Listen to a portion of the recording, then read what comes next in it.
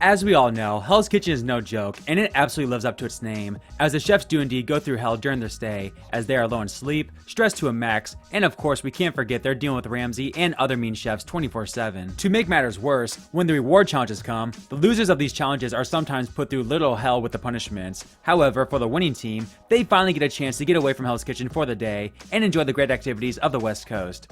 Well, at least most of the time. What's going on, guys? I'm FlynnMasters, and today, we'll be taking a look at the lamest rewards in Hell's Kitchen history, whether that be for a chef personally, or just in general it being a very lame reward, all things considered. Before we begin, please be sure to hit that subscribe and like button for more unique Hell's Kitchen content like this, and with all that said, let's take a look back at the rewards that made you question if Ramsay was just trolling the contestants. Bloody hell, here I go again. One of the more notorious lame rewards in Hell's Kitchen is the cowboy movie scene reward from season 18. This was literally the first reward of the season, as after the rookies won the challenge, they would get the ever so great reward of spending the day at a ranch movie setup to star in their own quote movie called Hell's Riders. I mean, at least Marina was there. Welcome to the western town here at Paramount Ranch. You're actually on a set where a lot of movies they filmed. Swing over like you're getting onto the bike. It's destiny, of course. No, Quiet on the set. Okay. And action. We're in a real set, and I feel like a movie star. It's really cool. Western thug life. The funniest part about all of this is that Brett literally wasted his punishment pass he won an episode prior on this reward, claiming he was doing it to spy on the rookies. In reality, I think he just wanted to see the reactions of the rookies when they realized this would be their first reward experience in Hell's Kitchen. Y'all best believe that I'm going out there to infiltrate this red team too, to come back with all necessary information from my team, because you know how loyal I am to my people. I try to be a little nicer to post-pandemic seasons when it comes to rewards, as it obviously has caused restrictions. But come on, can't they do any better than bowling and some sandwiches? You go from bowling in the amazing party bus to bowling. Oh yeah, I like bowling, and it's a cool bowling alley. I'm kind of excited to see it. Hell yeah. Yeah, I got my Charlie Sheen shirt on, so I'm gonna be winning. No, look at that. Emily! Come on. No, no. People call me gutter girl. Oh, look at his form.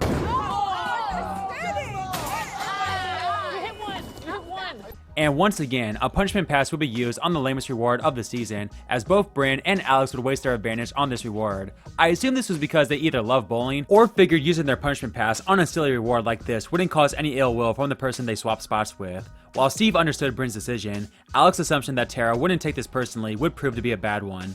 Alex, seriously, this is for you. Go yourself. That's how I feel. Are you okay? Go yourself. And then later that season, Cheyenne would win a reward that would ultimately cost her $250,000, as after she won the US Cities Inspired Challenge, she and Summer would get to spend the day exploring the city of Los Angeles on an off-road vehicle. Okay, all things considered, this isn't too bad, as Cheyenne and Summer get to explore the beautiful city of LA while riding in an epic vehicle. I'm sure the two will be in for a good time.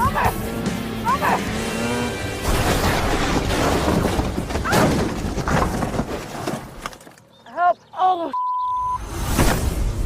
Yeah, it's almost like putting two people who have no experience with this type of vehicle riding their own path wasn't the smartest idea in the world. Luckily, the two didn't sustain any serious injuries, but Cheyenne confirmed in an AMA after the season that this crash had a serious impact on her performance in the kitchen that night, as it was almost like she was a different chef, having a complete meltdown on the fish station. This horrendous performance caused her to get eliminated that night, and while I'm not saying she would have gone on to win the competition had it not been for this reward challenge flop, I have a feeling that Cheyenne will never want to ride an off-road vehicle ever again after this incident.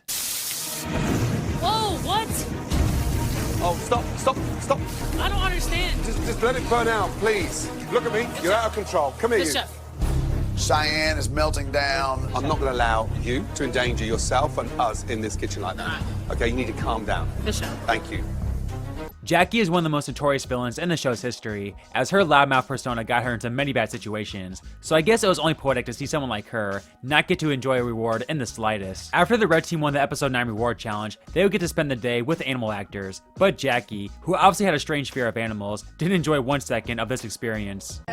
Claws are like... I know. Honestly, if you're scared, I wouldn't suggest doing that. Why? Because it's a tiger. I am, like, deathly afraid of animals. Does she get nervous when people are really scared near her? No, she gets excited. Okay. Yeah, she's like, someone might be nervous. I can capitalize on this. Oh. Okay. I've never been this scared in my life. Hey, it's just a tiger, don't worry. Yeah. This is how white people die all the time. That was me today. I was the dumb white bitch beating a tiger with a stick. Nice, long, firm strokes. In season 6, Ramsay decided to add some French items to the menu for the final 8 dinner service, and to get the red team prepared, their reward would be a French lunch, which honestly doesn't seem too bad. However, Ramsay mentioned there would be a surprise waiting for them before lunch, and it was also something French related. And all I can say is, try your best not to cringe. We pull up to our surprise, and I have no idea what we're doing. Oh, the mimes. That's so French, right? What we're going to do is we're going to teach you some pantomime. Oh, no. Oui.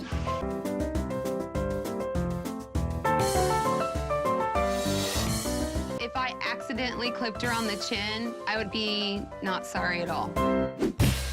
As we all know, the Season 11 Blue Team is notoriously known as one of the worst teams in Hell's Kitchen history, and what really makes them stand out is just how bad they were at the challenges, as they only won 2 all season, with one of those wins coming up the final 6, when Janelle, the eventual winner of the season, joined the team and propelled them to victory. So their one and only win as an actual all-male team came at the final 15. And what was their reward? We're paintballing, bitches. Yes, after all the pain the Season 11 Blue Team went through from losing their rewards and facing grueling punishments, their one day to truly bond as a team would essentially be a day of trying to hurt each other. But then again, I guess most of the men actually enjoyed it, and it was Dan who was the only one that suffered. Kill Dan. Take Dan's head off the shoulder. I'm hunting Dan.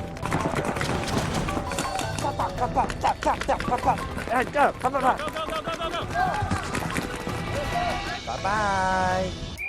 It was fun shooting Dan. So therapeutic. I loved it. In a funny moment from Season 1, Ralph would win the final 3 reward challenge, and with this being such a late game reward, you would think it'd be something big. I mean, heck, the previous reward winner in Elsie got to literally cook on freaking TV, a reward so amazing that the other 3 sabotaged her out of jealousy. So let's see what Ramsay has in store for Ralph for what should likely be an epic reward. So the winner always gets an exciting prize. You get to choose between beef, chicken, and tuna. That's going on the menu this evening. I didn't get to go on a helicopter. I didn't get to go on Good Day Live. I didn't get to go out to eat. I got to choose beef, chicken, or fish. Ralph, I'll take the beef, chef. That's huge, man. You know, beef sells like nobody's business. Man, the look on Ralph's face was priceless, and honestly, I think this was Ramsay's way at getting back at the final 3 after what they did to Elsie. But to me, the lamest reward in Hell's Kitchen isn't necessarily the show's fault, nor did the entire team suffer, as only Robert would be the one to suffer this twist of fate. Robert already holds the distinction of the person who suffered the most brutal punishment in the show's history, when they made a 500-pound man ride up a hill on a bicycle, but he also takes the crown as the person who got the lamest reward in the show's history as well. After the Blue Team won the first reward challenge of Season 5, they would travel by helicopter en route to spend the day at the Catalina Island. The problem for Robert, though, was that there was a 300-pound weight limit to board the helicopter, which obviously meant he couldn't join the other men, and would instead be forced to use a ferry to travel to his destination. And to make things worse, by the time he got there, he had already missed the day's events. The helicopter insurance policy won't take anyone over £300. Hey, I still want you to come with us. Okay. You're just going to go up via the ferry. Oh, great. Of course.